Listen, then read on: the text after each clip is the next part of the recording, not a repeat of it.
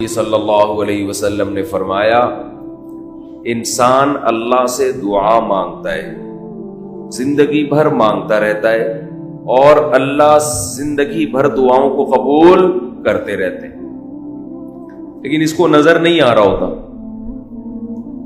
اس کو نظر کہ اللہ اپنے طریقے سے دعا قبول کرتا ہے۔ اگر اللہ ایسے دعا قبول کرے نا، آپ نے ادھر کہا اے اللہ میری تنخواہ ڈبل کر دے،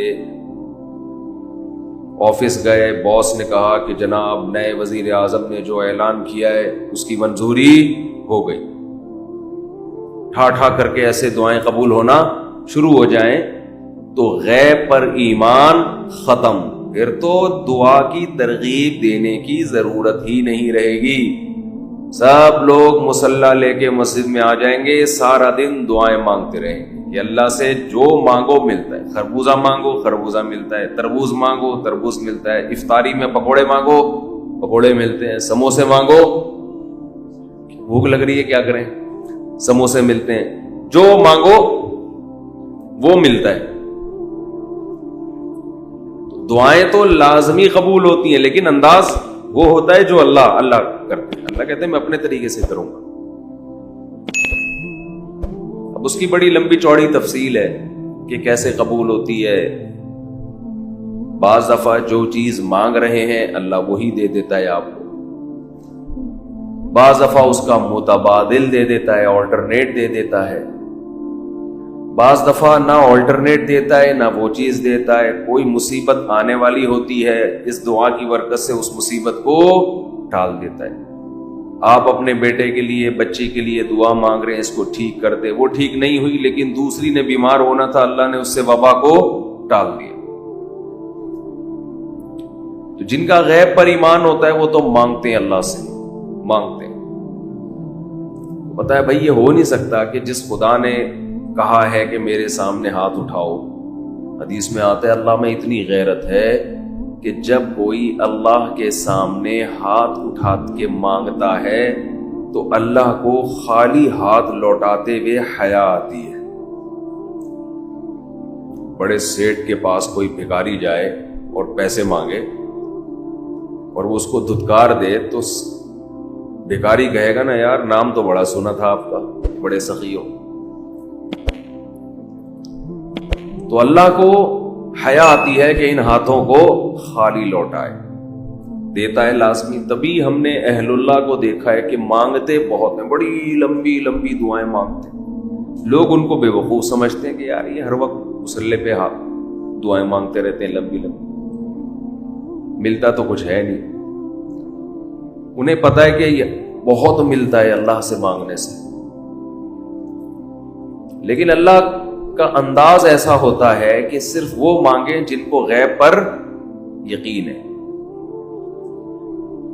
یعقوب علیہ السلام ساری زندگی مانگتے رہے اللہ تعالی سے،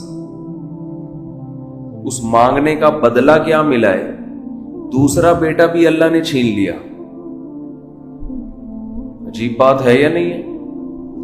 پہلا بیٹا گم ہوا تو اللہ سے اس کے ملنے کی دعائیں مانگتے رہے۔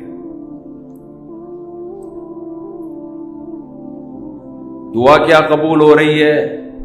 قحط پڑ گیا، کھانے پینے سے بھی گئے، اس سے بڑی مشکل، راشن لینے کے لیے بھیجا مصر اپنے بیٹوں کو، تو دوسرا بیٹا بھی بولو گیا، وہ بھی بادشاہ نے رکھ لی۔ روتے روتے آنکھوں کی بینائی چلی گئی۔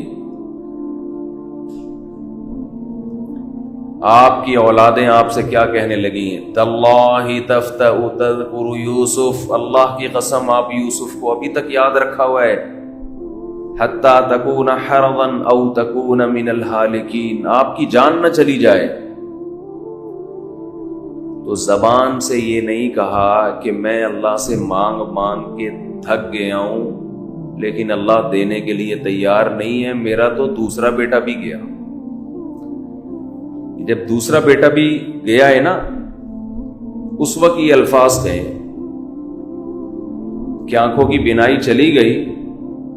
گھر والے کہنے لگے کیا آپ کو ابھی تک یاد ہے؟ کچھ چیزیں غیر اختیاری ہوتی ہیں، اپنے اختیار سے غم کو سوچنا یہ شریعت میں جائز نہیں ہے، لیکن کچھ چیزیں انسان کے اختیار میں نہیں ہوتی. وہ غم جو آپ کے اختیار میں نہیں ہے اس پہ آپ کو گناہ نہیں ملتا، بلکہ صبر پہ ثواب ملتا ہے.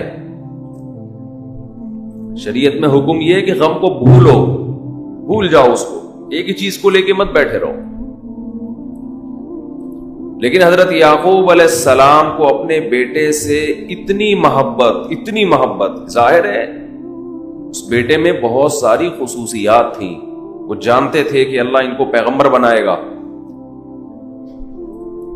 کہ اتنے عرصے کے بعد بھی آپ کے دل سے غم نہیں نکلا، لیکن اس غم کو لے کر زندگی گزار دی. کسی کے سامنے اللہ کی شکایت نہیں کی کہ میرے ساتھ کیا ہو رہا ہے.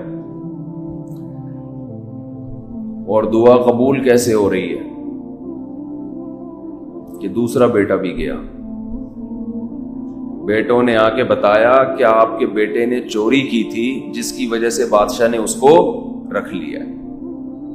قال بل سولت لکم انفسکم امرا. باپ نے کہا تم نے جیسے پہلے ایک کہانی گڑھی تھی دوبارہ سے ایک کہانی گڑھ لی ہے. حالانکہ اس دفعہ بیٹے سچ بول رہے تھے، چوری تو نہیں کی تھی لیکن الزام لگا تھا چوری کا. تو یعقوب علیہ السلام نے دوسرے بیٹے کے جانے پہ ایک لفظ ناشکری کا زبان سے نہیں نکالا، بلکہ کیا کہا؟ انما اشکو بثی وحزنی الی اللہ وَأَعْلَمُ مِنَ اللَّهِ مَا لَا تَعْلَمُونَ.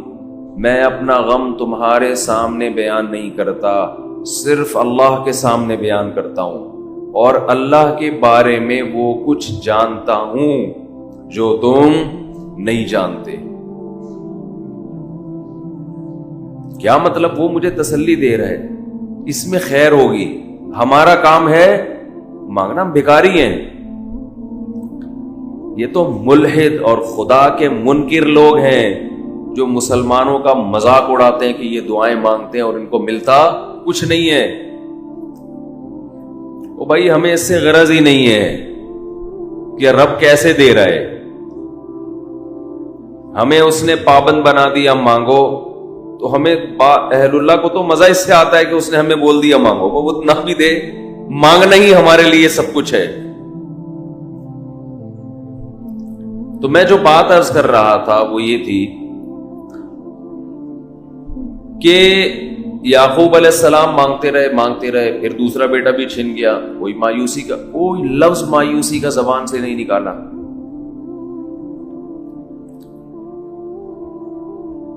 تو حدیث میں آتا ہے کہ ایک بندہ مسلسل دعا مانگتا ہے اور اللہ قبول کرتا ہی رہتا ہے، یہاں تک کہ یہ بندہ ایک دن زبان سے ایک لفظ نکالتا ہے، کیونکہ اس کو قبول ہوتے ہوئے نظر نہیں آ رہی ہوتی نا دعا. یہ زبان سے کیا لفظ نکالتا ہے کہ میں دعا مانگتا ہوں مگر اللہ قبول بولو نہیں کرتا. جیسے معاذ اللہ نقل کفر کہ یعقوب